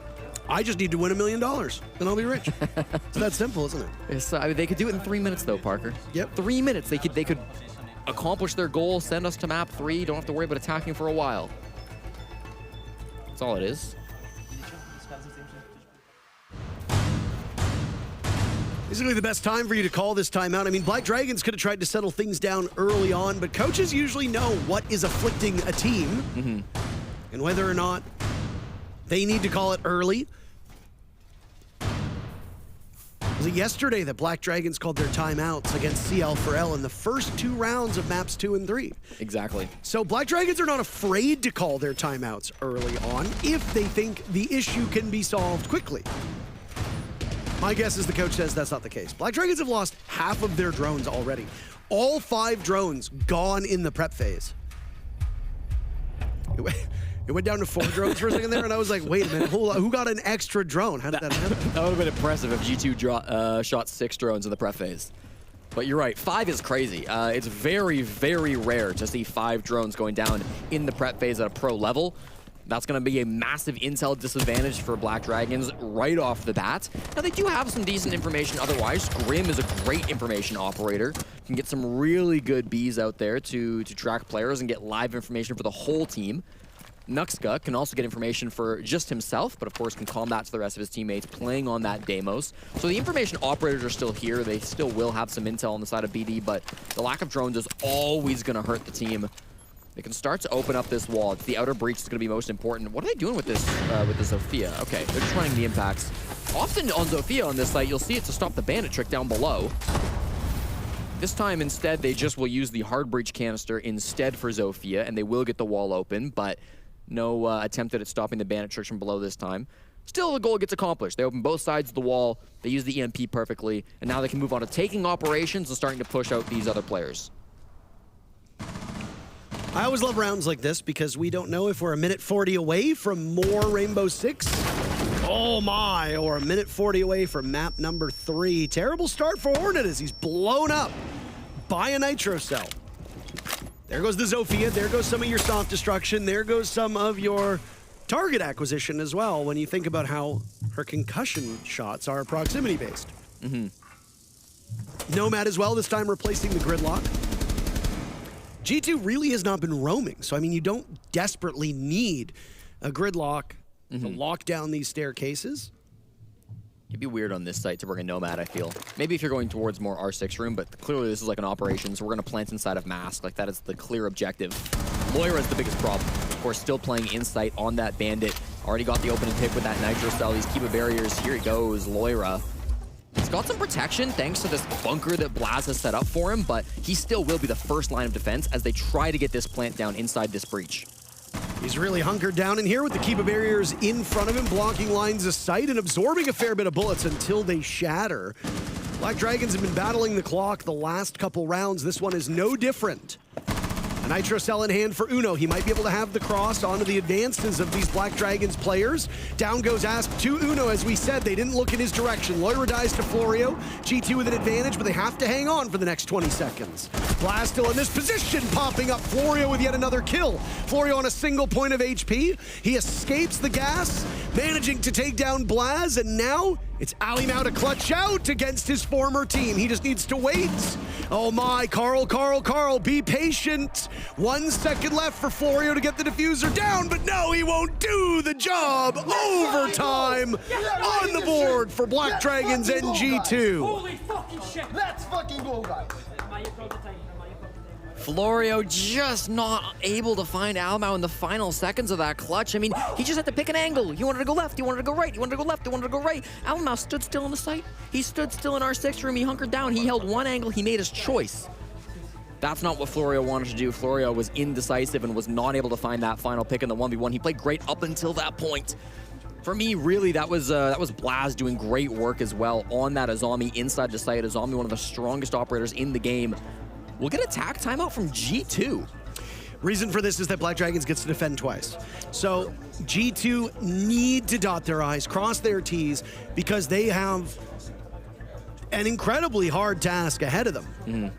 It doesn't show it on your screen because right now we're watching the players talk to their coach, but only 2 attacking victories so far in this matchup. 10 rounds won by the defenders. That's admittedly 1 round fewer victories on defense than in the previous map, where only a single attacking round was won. G2 have their work cut out for them here. Imagine putting in all of this work just to get to the point where you don't win it. G2 clawing it back, going into OT and losing to Black Dragons would be heartbreaking. But G2 did give themselves a buffer by winning Consulate. They won their own map 7-5. Border is still there if G2 needs it. Black Dragons might need it too, depending on what happens here in this matchup. Mental warfare being exchanged by G2. You guys didn't get to see it. I believe there were some replays were playing earlier in this matchup, but Ask was definitely typing up a storm. I can't repeat what he was saying, but he was certainly talking his talk to G2 earlier in this matchup. It's been a few rounds since we've seen any of that, though. And Doki answers back. This is, again, going to be just part of that mental warfare. I mean, Black Dragons, you saw it in their demeanor. Start of this game, even start of first map, they were jumping out of their seats. They were so excited to be winning some big rounds. Now I haven't seen that. I mean, they've been so much more solemn. They know how important this game is. Of course, if you win this series, then you get to go on to phase 2. You get to go on to play some of the best teams in the world at this major. Fight for a chance at that top 8 main stage. You lose this map for Black Dragons, then you're playing later today in a decider matchup. We don't know who their opponent will be yet. They'll get some time to rest before that game. That'll be decided later in the evening. It's top floor for the first defense of Black Dragons. G2, can they make a good plan for this? They didn't know what site it was going to be coming into this. BD had pretty much all sites available as options to them. They actually started on the basement, so they are switching things up a little bit in overtime, choosing to start on the top floor instead. I'm sure G2 were aware that that was a possibility and won't be caught off guard by it, but it's just these little curveballs that keep getting thrown by BD, which are impacting G2 in every round.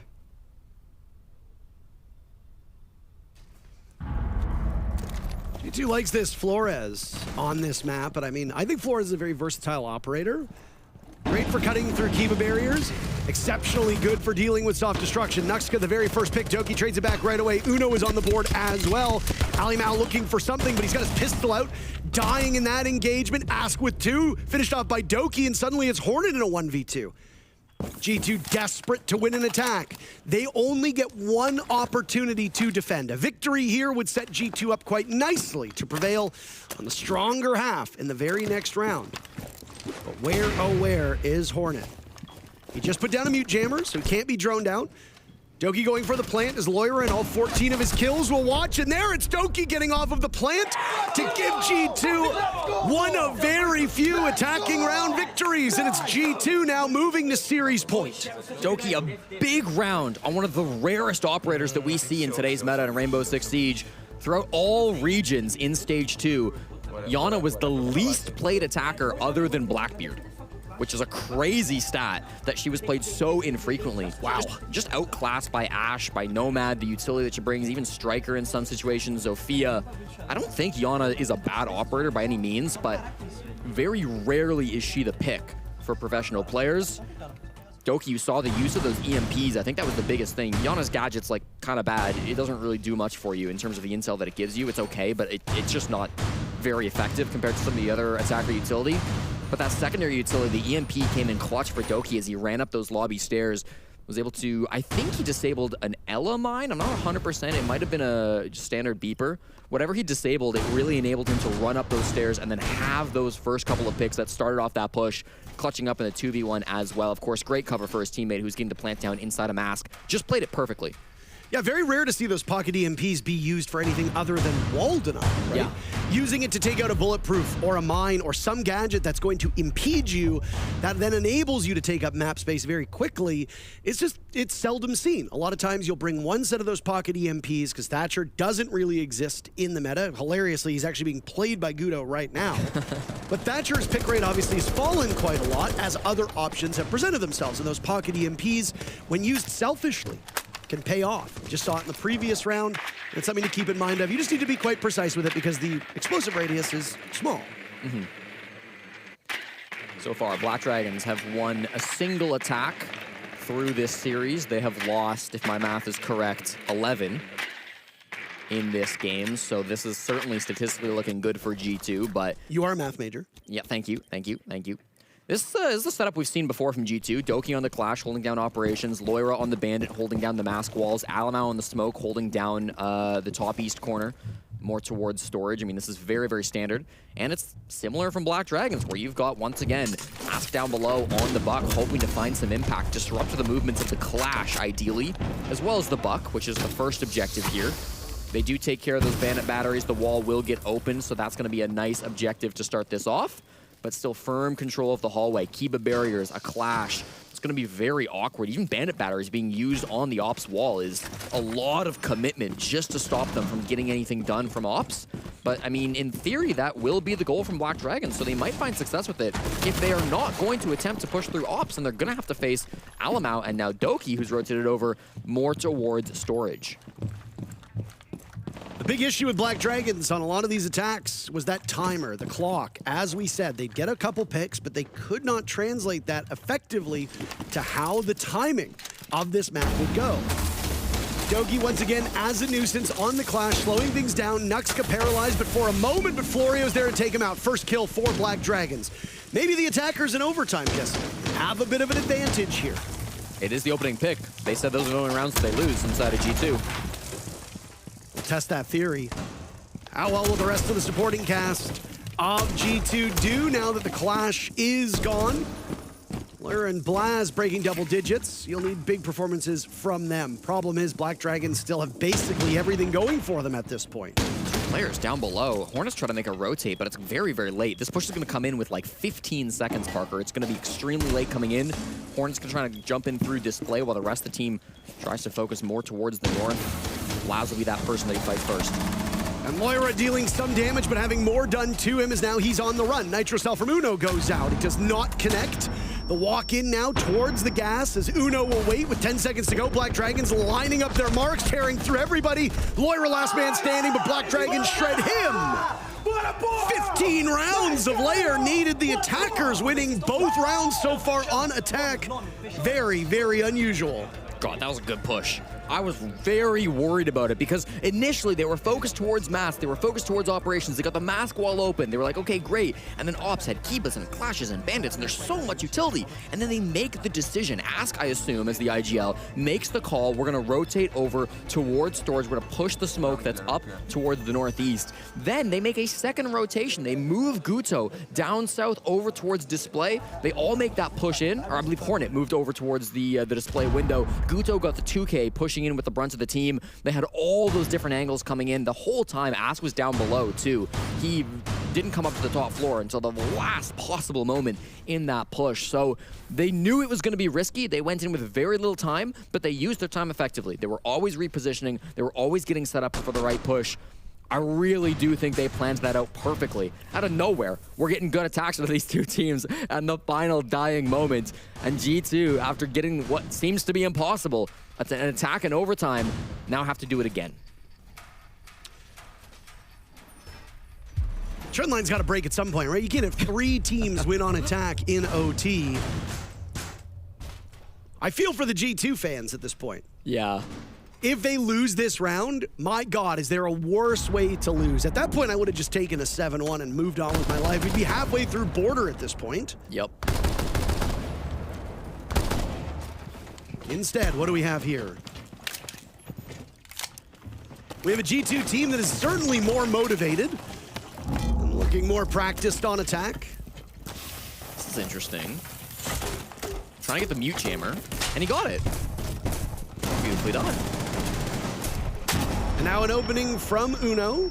He's assessing if anybody's over there. A small hole in the wall. Who created that? What was done? Nitro cell from Hornet goes off. No damage is done to G2, though. Now Hornet can retreat, finding safety in the arms of Florio as the logic bombs will give away some positions of the Black Dragons players, but there's mute jammer scattered about. Also, is G2 even in position to hear this? It sure sounds like Uno hears a couple. Yeah, I mean, they've all rotated back at this point. Again, these are the different styles that you'll see on this on this bomb site. We saw a lot of roaming going on earlier and some aggression attempted by Florio, but shut down by Loira. I was going to say, a lot of the time, you'll see teams play quite passive on this bomb site because it can be very difficult sometimes to retreat from the roam back to site. They had a very light roam going on, and I thought they were going to be able to play around those staircases, but Florio dying in the first gunfight that he finds means that that is 3 Talk to Babes off the board. That's going to be your filtration stairs that are very, very exposed at this point. And G2, good map control off of just 1 pick. Ask. You know he loves a good flank, though. We saw this many times yesterday. Yeah, I mean, it's the question for me is, will they use the death marks for these on-site players, or will Ask find an opening? He's very slippery. Ask in these clutch moments is almost always good for more than a single kill. If he can pick up a double in this round, that might be too much for G2 to overcome. Fortunately, I don't think that... Uh-oh. Okay. Ali Mao gets knifed on the stairs, and now Ask's position is revealed. He's taken out, though, by Loira. Troubling for Ali Mao. The Jackal is gone, and now the fire will stop Uno's advances. He's managed to open up some of the wall from filtration. Loira, though, crossing and dying. Nuxka follows very shortly after. Now Uno encroaching on the bomb site. He hears the phones ringing. He knows one's there. There's only a single player remaining for Black Dragons. Guto to clutch out. If he does not succeed, G2 qualifies for the playoffs. They will hunt Guto down with the death mark, and he comes face to face with the shield. But Doki seals the deal, and G2 with an impressive comeback win it in the 15th and final round to take